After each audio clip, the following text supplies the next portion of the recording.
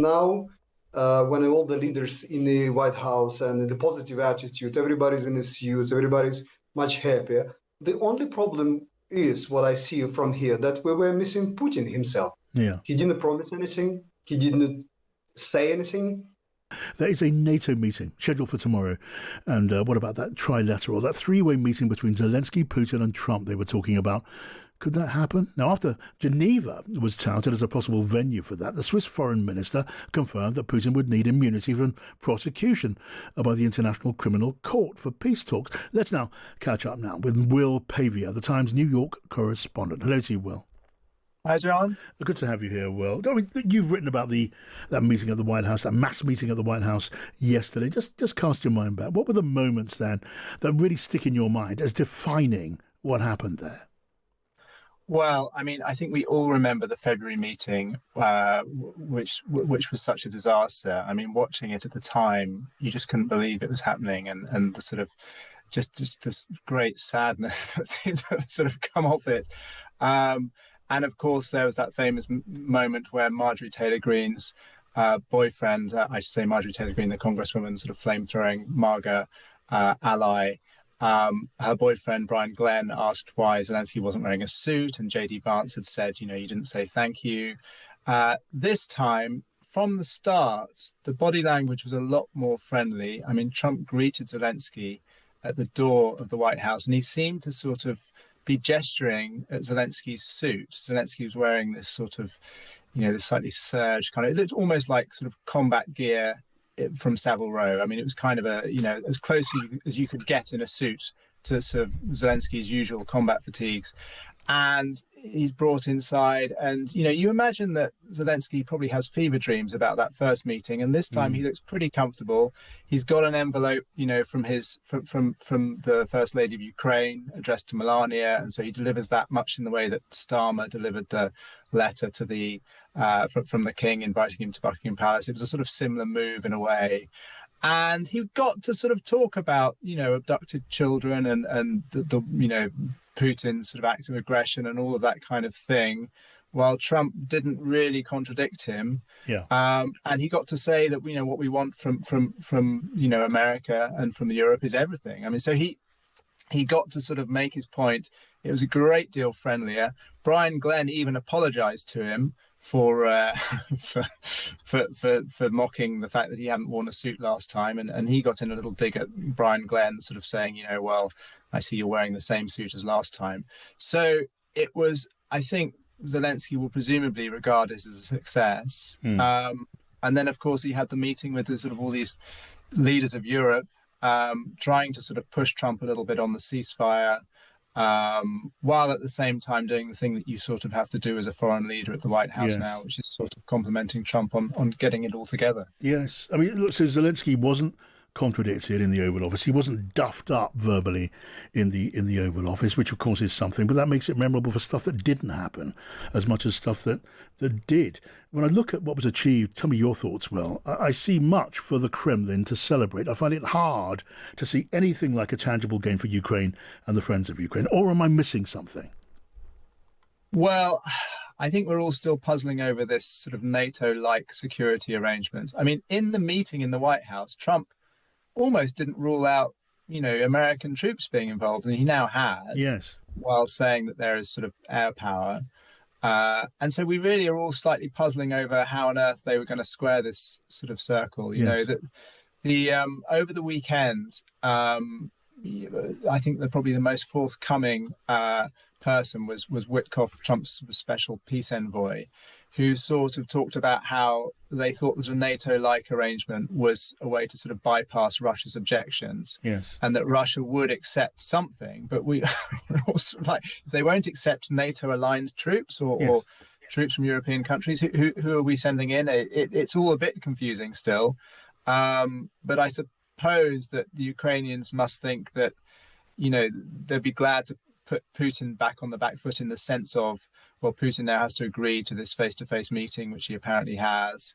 But there's still some doubts over whether he will actually do that. So I don't know. I think there's a little bit there are glimmers of hope, I suppose, for Kiev. Yes, look, where Putin's concerned, he hasn't been entirely clear on whether he would be going to any meetings, has he? And can there be any meeting while the fighting is still going on in Ukraine? Those are massive questions, which are still, maybe it suits Putin to have them still hanging in the air while his onslaught goes on. But we'll pay you for now. So good to have you with us. Thank you so much. I want to get the thoughts now. Good to have you, Will. And Vadym Prystaiko has joined us now, the former Ukrainian ambassador to NATO and to London. Hello to you, Vadym. Hello. Vadym, I mean, give me your opinion. Can you see, please, any positives in what tangibly came out of the White House? And if you can, what are they? You're right. Especially in Ukraine, it seems people are much happier now. I don't believe that we have many reasons for that. But in comparison to what we saw in Alaska, where the president of the United States couldn't stop him from applauding Putin stepping on a red carpet, that was a moment of depression. Now, when all the leaders in the White House and the positive attitude, everybody's in his suits, everybody's much happier. The only problem is what I see from here, that we were missing Putin himself. Yeah. He didn't promise anything. He didn't say anything. I don't know. I don't even know whether he was following it closely, whether he wants to follow this conversation closely, because that's our own sort of conversation. It has nothing to do so far with him. And see all the signals from the Kremlin. They are not happy with their peacekeepers. Today, Lavrov was saying that we never actually wanted the territory, either Crimea or the east of Ukraine. We just wanted to protect people in the whole Ukraine. Yes. What does it mean? So this all the mixing messages, floating around, and they will be until we have to hear something from the Kremlin itself. Well, I guess it was helpful to the president of Ukraine to have those European leaders travelling en masse to Washington, D.C. They were clearly wary about Donald Trump conceding too much. And in that sense, it could, as I say, have been worse. But in your view, is a direct meeting between Zelensky and Putin, even possible while the Russian attack continues? Surely I would love to have the ceasefire first, which was actually promised by many leaders, including Trump himself. Now he changed his mind and he's saying, and Europeans have to, to repeat after him, that we can do actually negotiating while the cannons are still talking louder than us. But I have to remind that we actually did it before, and Zelensky met with Putin once in Paris. I was there at that meeting. So I can tell you that the possibility is here. We can actually sit around the table and find some agreement. Whether we will be able to live with this agreement later on, this is something we will see later. Yeah, I mean, look, the old Churchillian phrase, jaw is better than war. But the best prospect on the table at the moment is jaw during war, which is not what Zelensky wants. It's not what the Europeans want. Macron was very clear about that yesterday. This was the former British Defence Secretary, by the way, who's a supporter of Ukraine. He said this on this station on Times Radio this morning. It has pushed one step further towards a Putin-Zelensky bilateral. Whether that is going to be possible while Putin continues to bomb Kyiv and civilian areas for any president, I wouldn't like to have sat down with Adolf Hitler if I was Winston Churchill in the middle of the Second World War.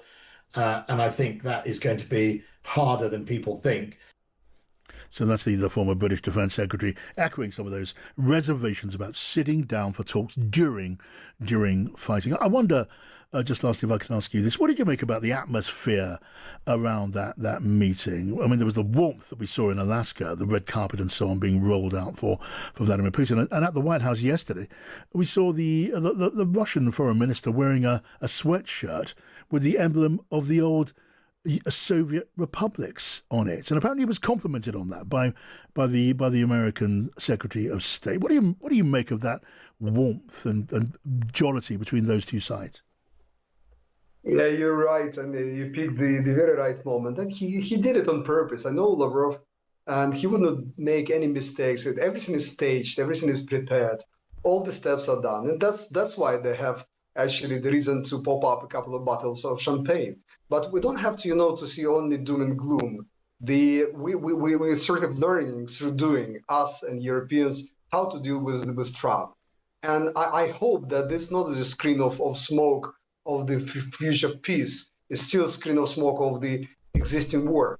But we might just be able to go through it. And don't forget that Zelensky was sort of living away from this conversation, the part of the territorial exchange. telling everybody, Trump included, that this part is between me and Trump, which is actually clearing the path towards resolving all other issues, including still supporting Ukraine militarily, which is extremely important right now when the package of the previous president is ending up, and we don't even have a conversation in the United States about new help. We need such things like I don't know, Patriot missiles to defend civilian cities. Russians are still bombarding, even at the moment when the people were talking both in Alaska and in Washington, D.C. Well, Vadym, I guess we can hope, so let us hope. Vadym Prystaiko, the former Ukrainian ambassador to NATO and to London, thank you so much for coming on the show. Thank you.